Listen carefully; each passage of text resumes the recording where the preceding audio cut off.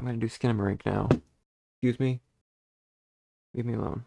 Have you ever wanted to just stare at hallways and walls for an hour and 40 minutes?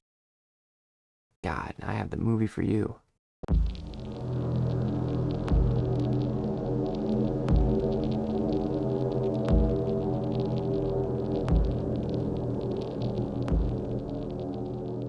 I might make it sound like I hate this movie. I love this movie. I really love this movie. It's a very mixed reception. It's like a very divisive movie.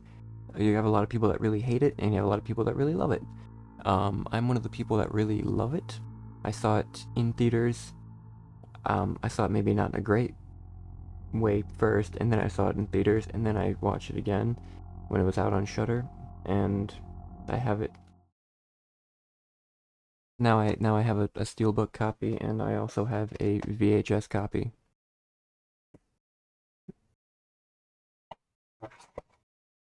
So I like the movie a little bit, I think. And obviously I don't really have the best opinions.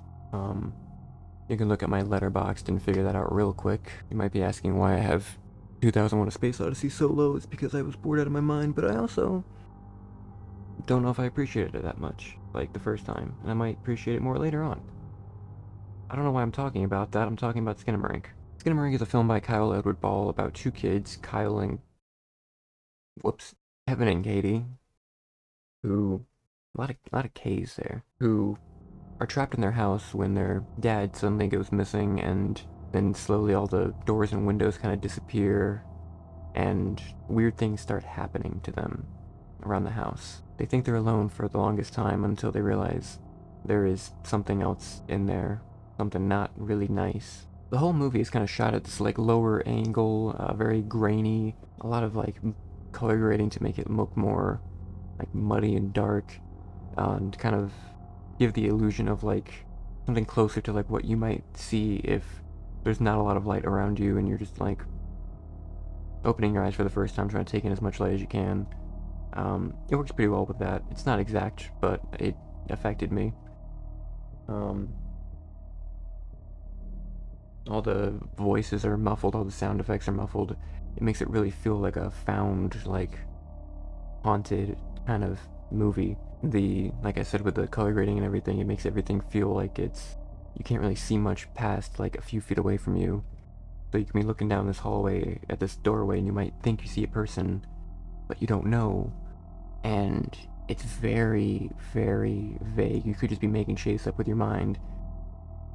And that's what I like about it so much. Even the director has gone to say there are a couple shots where there's actually a person there, but even he doesn't know which ones it is anymore. And I think that's kind of fun. So then you're just like trying to figure out which one it is, and you're making up people as you go along, or you can't see them, which makes it almost worse. It's fun. To me, it's fun. To me, it's a lot of fun. There's like this humming in the background. This almost like a vinyl kind of like crackling sound, like an analog hiss almost. You know, the visuals and the audio kind of mix together really well to create this uncomfortable, anxiety-inducing experience. Or it might help put you to sleep. I've had some times where I've showed this to people and they got really tired because it's essentially white noise. And not really much happens in the first, like, hour, I'm gonna say. It's very slow build. Stuff happens, but it's not like a big grand event. It's not this big jump scare horror movie. It's not all these different things being set up and everything. Little things. As the film goes on, more things start to happen. A wild concept. I'm sure you've never thought about that. Things start being moved, voices start being heard. Everything, all the fear really is like starts to build after that point, and it really starts to impact the kids in some way. Like I said before, all the shots are done at a low angle. Like it's pretty much like a perspective of the kid, like what they would see. Um, they're not old enough to be able to reach like a light switch even, or anything like that. Or if they are, it doesn't work. You can't turn on the lights. It won't let you. Things kind of disappear sometimes, and because they're so young, they don't know whether or not that's a thing that could happen. We know it can't, it shouldn't, but they are not old enough to realize that this is really bad. They're just kind of confused. They're just like, huh, that's weird. As the movie goes along, you really begin to feel how the kids feel. There's this constant like sense of um, anxiety that builds, this uncomfortability. It might not be necessarily scary like other movies, like other horror movies, but it really captures the anxiety building and everything. I keep saying that, but it really does. It it's more of just like an uncomfortable like build of like dread. Um, as you know, things are gonna keep happening, and you know that you know they're gonna happen to these kids. It really just dissolves into like just pure hell.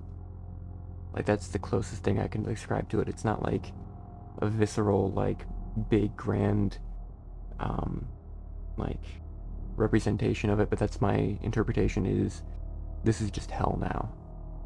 It's just things that are just causing so many inconveniences, and then they're building up and just making things more and more just impossible for them to just get used to what's around them and feel safe. There's never a moment where they're safe. This film made me feel really like destroyed, really. It hurt to watch. I've seen it so many times though, so yeah, it's one of the very few films that actually scare me.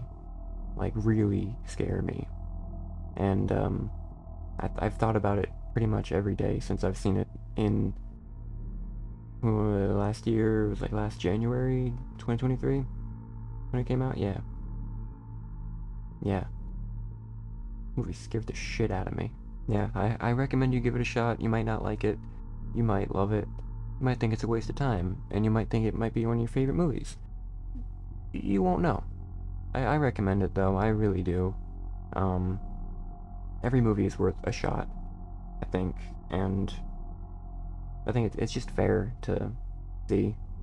If a movie doesn't interest you, then yeah, sure, whatever. But a movie has an interest, even if it's like divisive amongst people, I'd still recommend giving it a shot.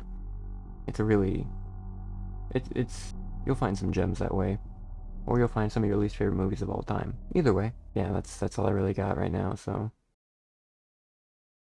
bye.